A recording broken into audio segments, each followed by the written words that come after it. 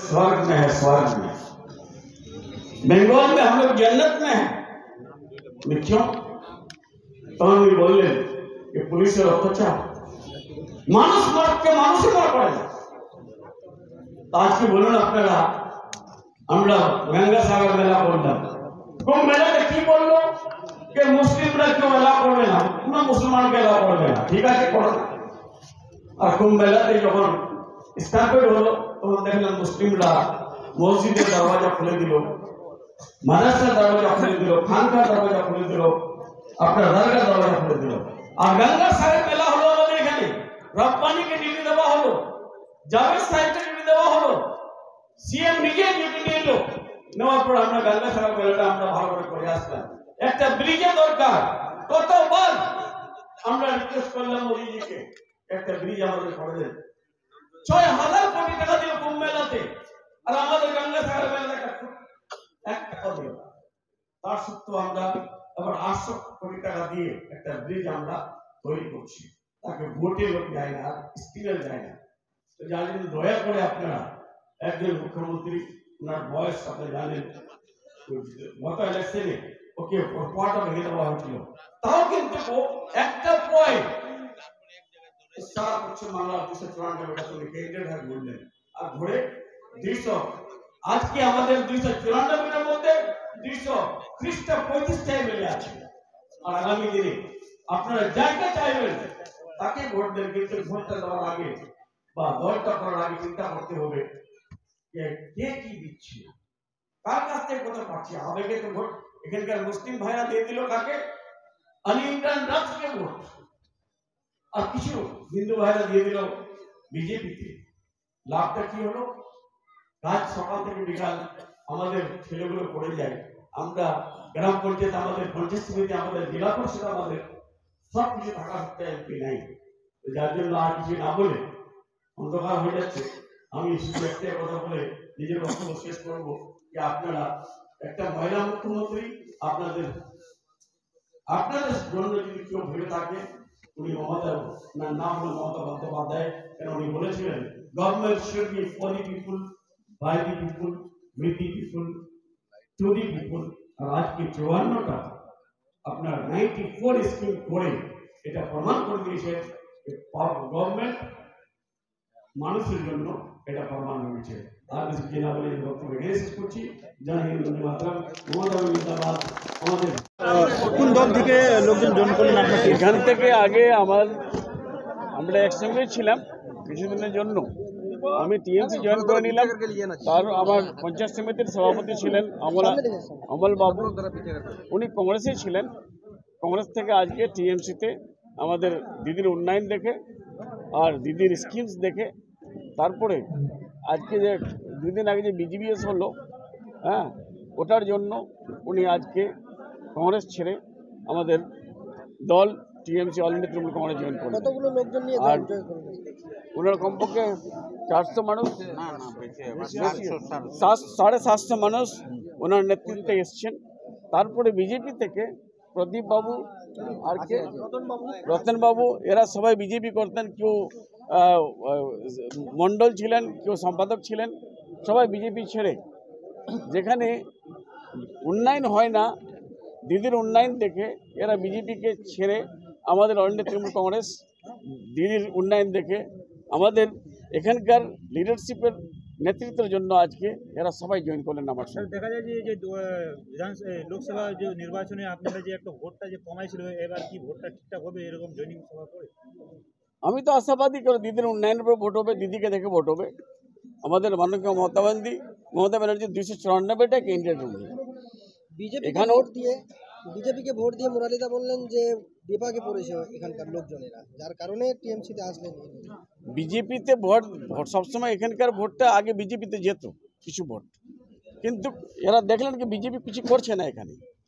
না এমপি কোনোদিনে আসছে না, কার্তিক পাল বাবু আসলেন এখানে জয় হওয়ার পর, না দেবশ্রী রায় চৌধুরী, না সলিম সাহেব, না দিবা দাস মুন্সি, যার জন্য সবাই আজকে কংগ্রেস ছেড়ে বিজেপি ছেড়ে আমাদের দল জয়েন করেছে।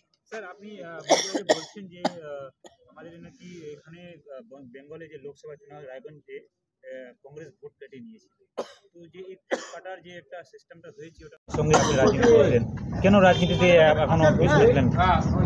না, মাঝে বললাম আমাদের মিনিস্টার সাহেবের সাথে 2013-তে আমি পঞ্চায়েত সমিতি মেম্বার ছিলাম। ওখানে কিছু কাজবাজ নিয়ে একটু মতানৈক্য হয়েছিল। যেদিন উনি আমাদের মিনিস্টার টিএমসি ডিক্লেয়ার দেন, ওই দিন আমি কলকাতা এমএলএ হোস্টেলেই ছিলাম। আমি তখন টিএমসির সাথেই ছিলাম।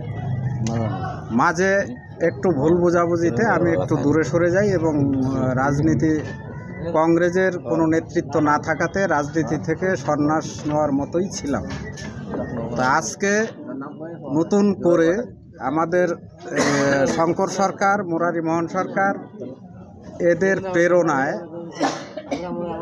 নতুন করে টিএমসিতে যোগদান করি। কতটা আশাবাদী আছেন এই পার্টিতে যোগদান করে সমাজের কি উন্নয়ন করতে পারবেন? কোনো আশা আছে, কোনো উম্মিদ আছে কি? মাননীয় মমতা ব্যানার্জির যে উন্নয়নের ধারা চলছে, আমি আশা করছি আমার সঙ্গে যে জনগণ আছে প্রত্যেকেরই কিছু না কিছু উন্নতি হবে। আপনার পুরো নাম? আমার নাম Amal Chandra Singh. Thank you sir. आप बोले सर, आज जो है जिस तरीके से आप लोग ज्वाइनिंग कल भी किया, आज किए, क्या लगता है इस तरह के ज्वाइनिंग से पार्टी को कितना फायदा है? नहीं, देखिए, हमारे एक्स सभापति अमल दा और हमारे एक्स प्रधान मुरारी दा, यहाँ पर हमारे रतन दा, गोविंदो दा, प्रदीप दा, इन लोग सभी को ही आज जो टीएमसी ज्वाइन किए मुरारी दा के नेतृत्व में, यहाँ के अंचल कमेटी के नेतृत्व में और हमारे मंत्री साहब के नेतृत्व में ममता बनर्जी का उन्नयन को देख करके, ममता बनर्जी का जो डेवलपमेंट का काम है उनको देख करके हम तो मिसाल देके बोले कि जो सोलपुरा हाई स्कूल से झलझली का रास्ता हम लोग छोड़ दिए थे। एक ही रास्ता छोड़े थे कि बीजेपी का एमपी या उससे पहले सीपीएम का एमपी था, वो काम कर देगा शायद, लेकिन कर नहीं पाया। लेकिन आज वो रास्ता हम लोग टेंडर करवा दिए और टेंडर ओपनिंग भी हो गया, एजेंसी टेंडर ले लिया है।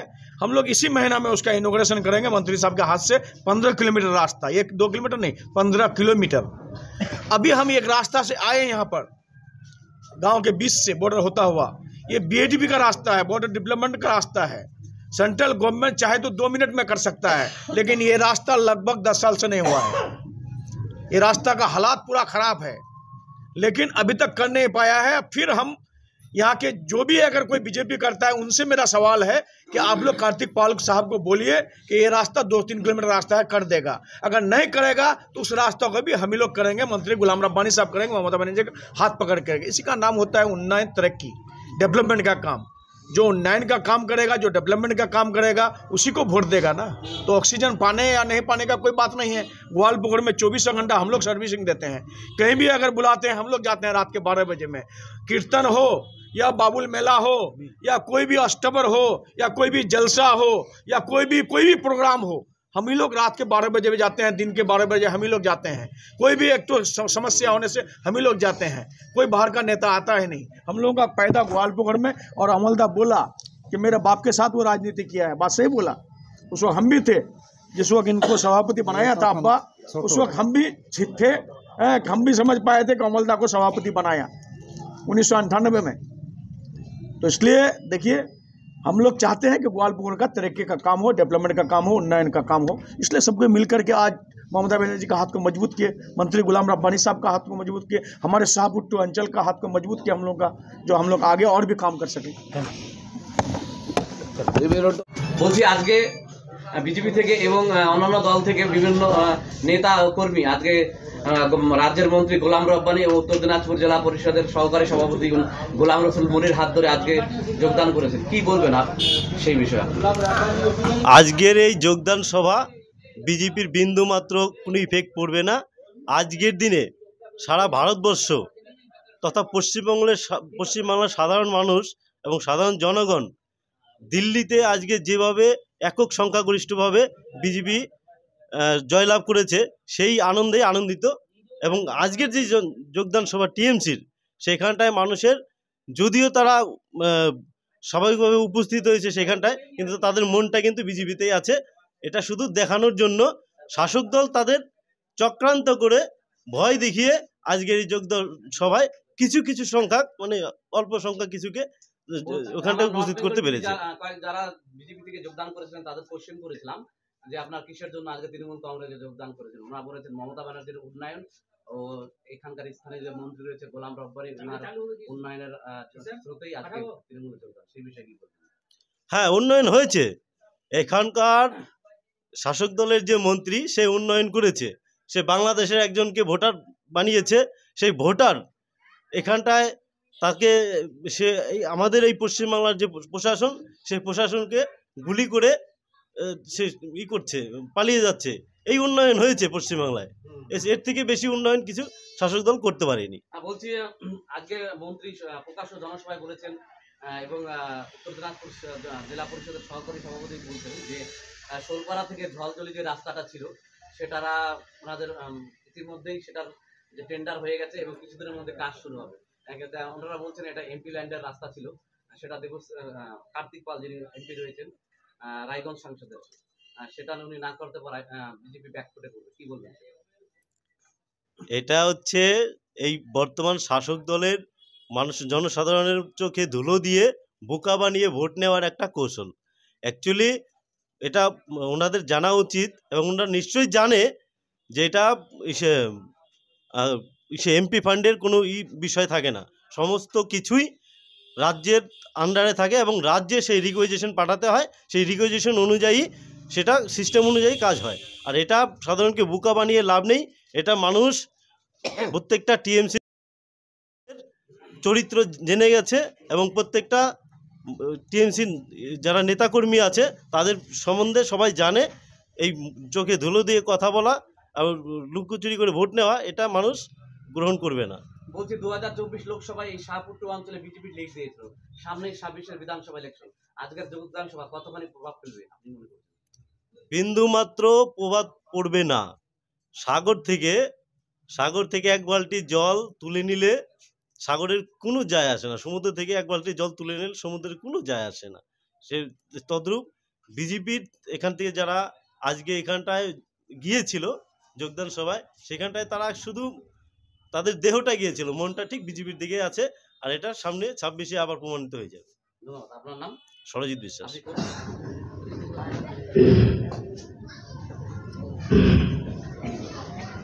তার টেনে আনবেন না, আমি একটা শিক্ষা দিচ্ছি। আপনারা শিয়ালকে চিনেন? হরে কৃষ্ণ চিনেন? আচ্ছা, শিয়ালের আরেক নাম পণ্ডিত হলো কেন? হ্যাঁ, মানে পশুদের মধ্যে ও চালাক চতুর ছিল। ও কোথায় ছিল? স্বর্গে ছিল। স্বর্গে ওই স্বর্গরাজ যে কুমণ্ডলী, শুনে আমাদের মধ্যে একটা পিত্তলের কুমণ্ডলী, হ্যাঁ, ওই ঘটের মধ্যে ভালো মধু থাকে। হ্যাঁ, সেই মধু 5 চামচ, 6 চামচ খেলে হবে না, 5 চামচ খেয়ে খিদা নিবারণ করতে হবে। ওর বেশি খাওয়া চলবে না স্বর্গের দরজে। শিয়াল কি করলো শুনেন, এখন শুনছি ওই এর মধ্যে কোথায় একটা হচ্ছে যাচ্ছে মহাকুম্ভ। আমি যাইনি, হ্যাঁ গেছে তো। বহুত মানে কাইসা পাতা ওখানে জমা হয়েছে, ঠিক কি? তুমি গেছিলে? আচ্ছা, শিয়াল পণ্ডিত ওই কাইসার ফুল দেখে ভাবলো কি, হায় হায় 5 চামচ মতো, হে স্বর্গরাজ আমরা এখানে থাকবো না, দয়া করে আমাদের পাঠান। কোথায়? ওই মধ্যে ওখানে পাঠান। ওখানে সাদা কাইসে ফুল, ওগুলো দেখে ভাবছে হায় হায় কত দুধ, কত ঘি। আমরা যখন মনে হয় তখন খেয়ে পেটটা বুঝাই করবো। আমাদের ওখানে পাঠান। পাঠালো, পাঠানের পর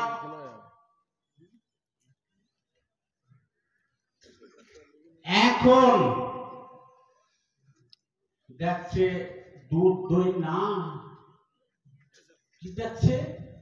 কালচে পাতা, সাদা ফুল, ওটা খাওয়া যায় না।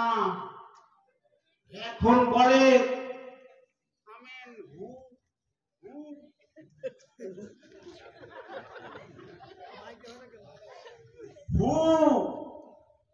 সর্বরাত ভুল করেছি,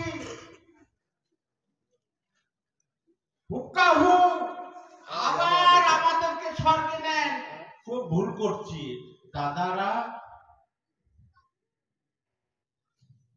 ভোটটা আপনারা দেবেন,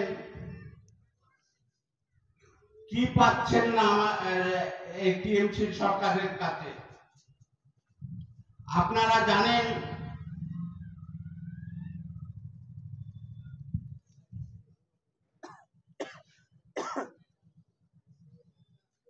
(1947) থেকে 1977 সাল পর্যন্ত বাংলায় কংগ্রেস সরকার ছিল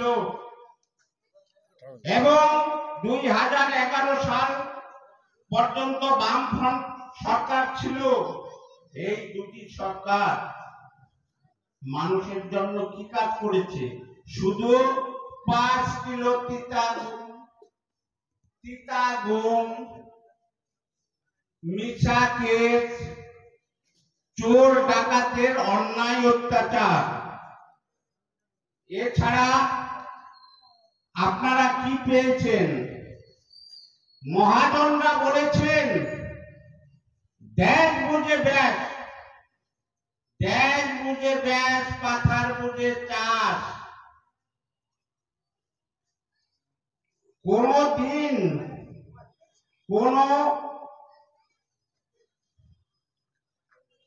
আমি মোরারি সরকার বলছি, এখানে কোনদিন বিজেপি সরকার জিততে পারবে না, বিজেপির এমএলএ জিতবে না। আপনারা লিখে নেন, আমি মোরারি সরকার বলছি জিতবে না। আমরা সবাই মিলে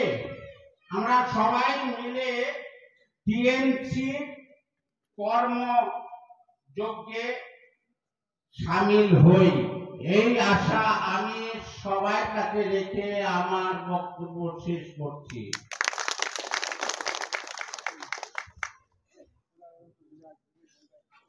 এখন আছেন শোটে বক্তব্য রাখার জন্য আমার